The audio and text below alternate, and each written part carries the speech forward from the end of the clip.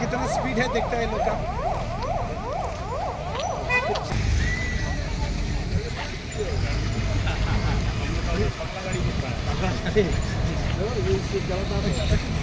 Gawe ke trok ke bakit khaw FCI. Kala kemding kynsan henne kesengi ha surok Umsning bypass Hariboy district. Hakabau nongnya jonggani ke kali ulalat salit na ke jingjia ka bas ngose.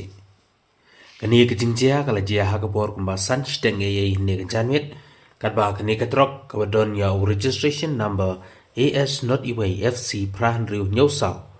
Kabalanya da u firijol hok uberang tmu benlej ban penhap yau khaw FCI sha juai katkum ke jinyo jingtep lai thu ba kadau jo ke jingkem ding jo ke trok kadai namar ke jingtut ke wayar hapo kadai ke kali katkum ki durki balayoi layoi ba kading kalayo ban klang hagi benta ba syakmat jong kani ke kali nagaleng ki pulit penlibding hadim bakliyo jingtep ya kani marmar kelawan syagani ke jaka ban penlib no ya kading haswa bakan bamdu ya kakali bero kawai.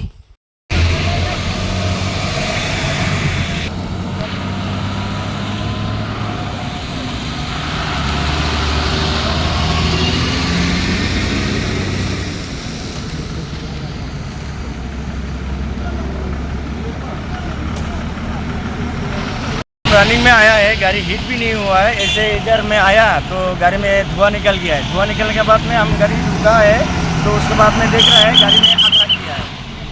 हाँ ये आया है, मतलब हिट भी नहीं हुआ है। गाड़ी को हम लोग चलाता है, अब खुशबू मालूम होता है ना, जलने का बाद डीजल गिरने का खुशबू हम लोग मालूम होता है। तो ये खुशबू मिला है आग का, तो हम रुका है, इसमें साइड करके रुका है। मतलब हम अकेला है। हाँ कुछ पता नहीं मतलब जो आग जलने हम रुका है, गाड़ी में धुआं निकल गया और खुशबू में मेरे को पता चल गया है जो गाड़ी में कुछ जल गया होगा। तो नीचे उतर रहा है तो देख रहा हूँ पूरा नहीं हुआ, थोड़ा हुआ है। तो होने के बाद में हम इधर साइड कर दिया, गाड़ी को साइड कर दिया पूरा। सामान क्या है? चावल है जुआई के लिए।